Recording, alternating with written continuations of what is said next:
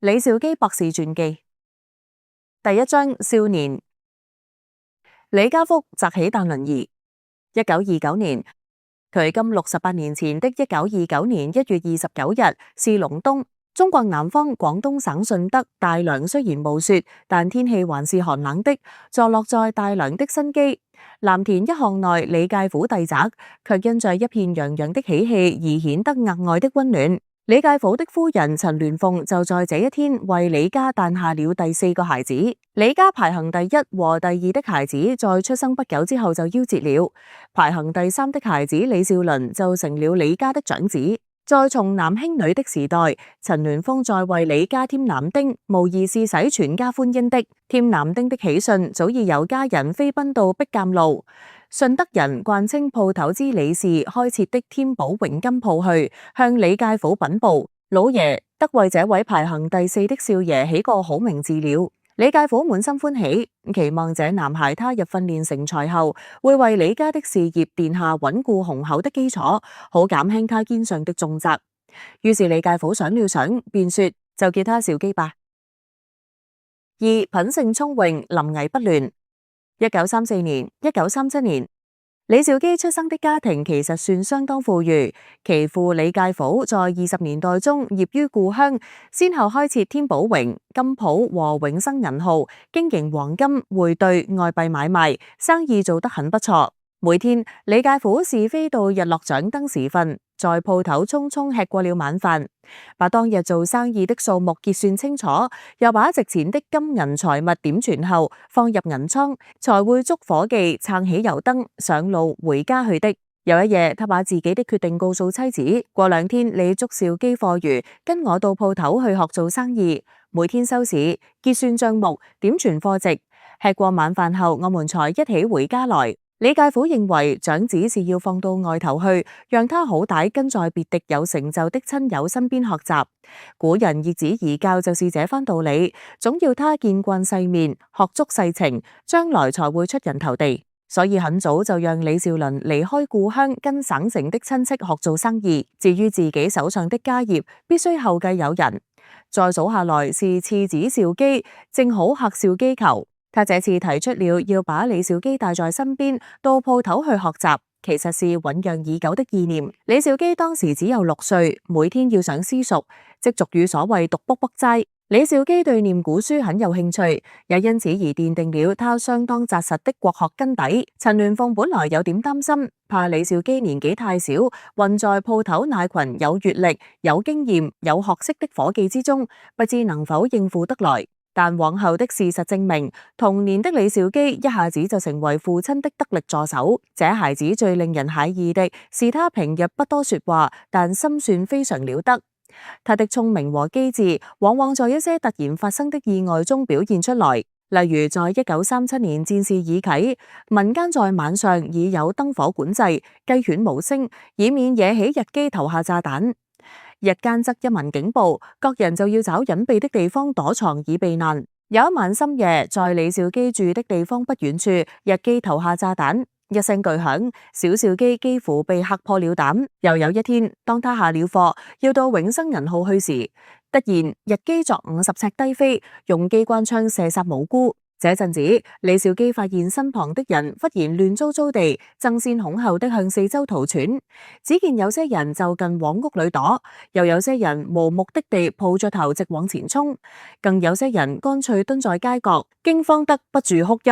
李兆基念頭一轉，認為躲到屋裏去不是辦法，防止塌下來依然會有危險，於是便立即撥足狂奔，逃到附近的田間阡陌之上，一聳身就跳到10字的田壟邊，伏身下去，躲在隱蔽之草叢中，利用高出來的圍籠作掩護。果然，飛機從他的頭上飛過，流彈在田野的另一邊如雨般打下來，他卻安然無恙，可見李兆基從小就有鎮靜的應變能力。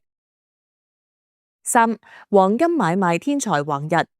1937年、1941年，李兆基的橫溢天才從小就發揮在黃金業務上頭。他到父親的鋪頭添寶榮金鋪去學習櫃面工作，首先就練到對黃金買賣的本領。秋收之後，順德周圍農村的農民把一年苦幹的農作物變賣，就都湧到市中心的金鋪上去，選購各類心愛的金器，作為收藏、傍身及紀念之用。年尾時，店裏的鑄金匠，順德人稱為打金師傅，必定忙過人養馬番。李兆基從沒有看過熔金打金的程序，於是在下了課後趕快把功課做完，便往鋪頭去，決意躲在一角，定睛看鑄金匠如何熔金和打金器。他發覺鑄金的師傅老是趁沒有其他人在旁時，帶着一臉鬼鬼祟祟的神情，以迅雷不及掩耳的手法，把一顆白豆大的粒狀銀白色類似硼砂之物運進熔爐去。黃金熔成後，打金師傅就在打金做首飾時，悄悄地偷回了少許黃金。如此做，別人是很難發覺的。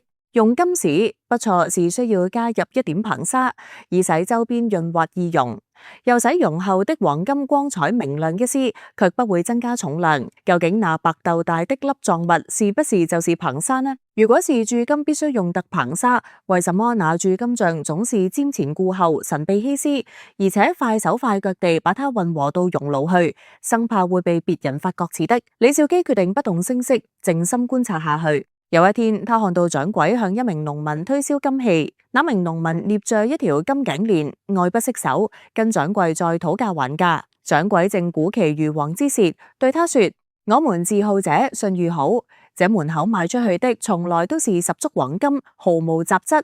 有些金鋪熔金時，就是放多一兩粒白銀。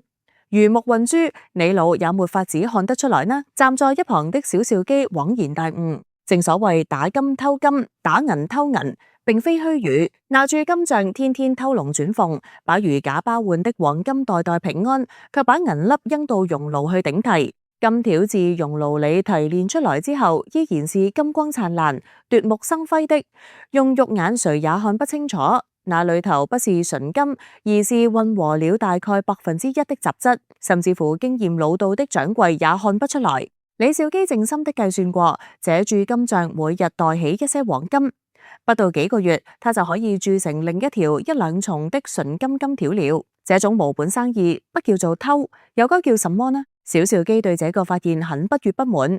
他陪着父親走在回家的路上時，曾經多次的想把鑄金匠偷金的情況向理界府報告，可是每一次話到唇邊，便又硬生生的吞回肚子裏去。這件事是說不得的。一旦把鑄金匠的罪行宣揚出來，父親也許會把這作弊的鑄金匠踢出局外。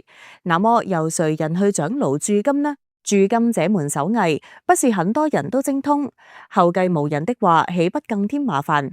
縱使另雇他人，難保不是另一個偷金的高手。買賣金條和首飾的生意，既是奇門如市，是不是應該啞忍一時，套亂了大局呢？李兆基不住地思考住，在沒有想到一個完整的補救辦法之前，終於決定不把這個可惡和可悲的現象告訴父親。可惡的自然是那個食碗面反碗底的鑄金匠，可悲的竟然是如此無能為力、束手無策的自己。李兆基從此明白到身邊有一位不忠誠的僱員，損失是難以估計的。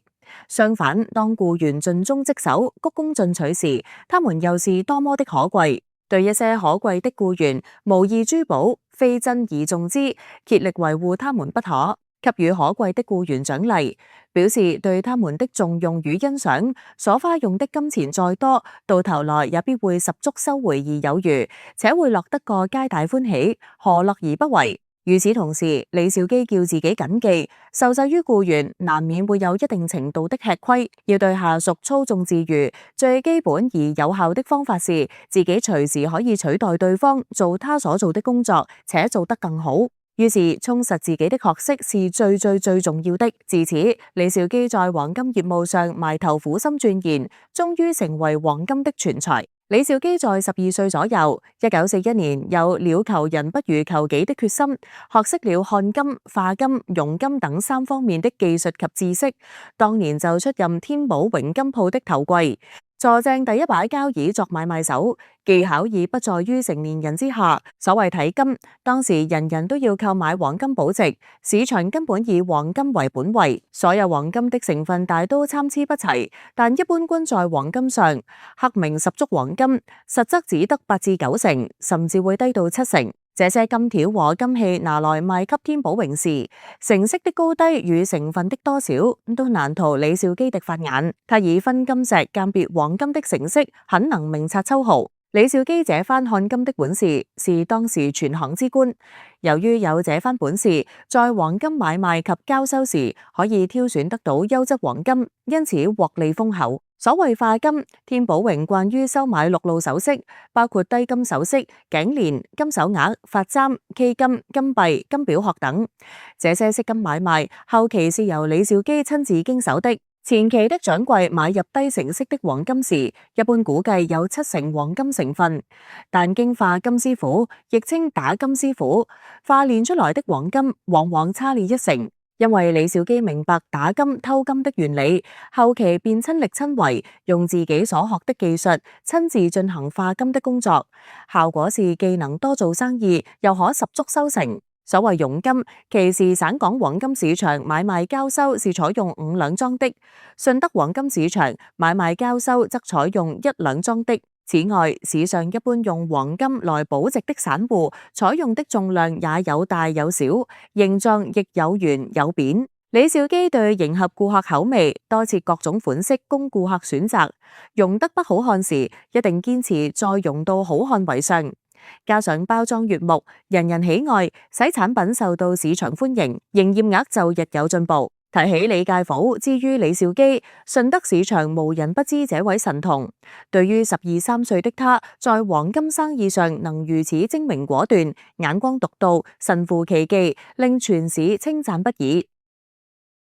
4. 舊學新用，日進千里。1937年、1941年。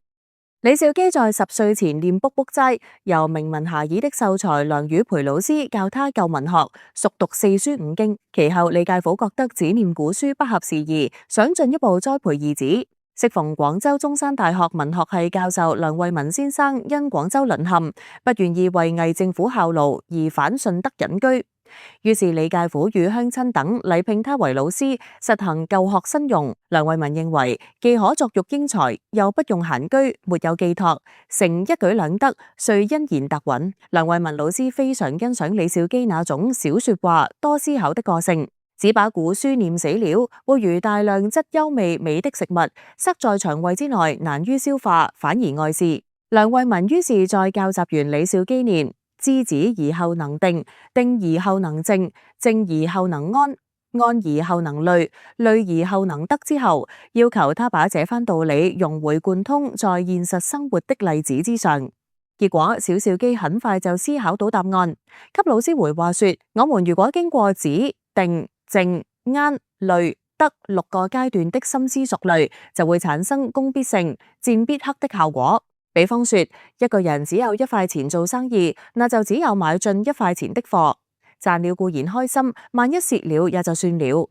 要知道適可而止，才不致彷徨無主，從而身心鎮定，才不受邪惡念頭侵襲，便可明心見性，思想寧靜，自然氣定神閒，理得心安。這時從容處事，更能周詳考慮，且可策劃將來事業發展，自然成就可得。梁惠文聽了小兆基的這番領悟，不單感動，而且感慨。當時已是1937年7月7日，盧溝橋事變觸發到大戰爆發之後了，正值國家多難，戰情日益緊張，到處風聲鶴唳，民不聊生。國家多一個人才，就如多一個希望。願意畢生從事教育工作的梁惠文，目睹在自己門下漸漸成長的李兆基，真是百感交集。他握着小兆基的手，道：將來你長大了，勢必會為中華民族爭光。本節到此為止，多謝觀賞。喜歡本節目朋友敬請 like 及 share，並請立即訂閱頻道，以免錯過其他精彩節目。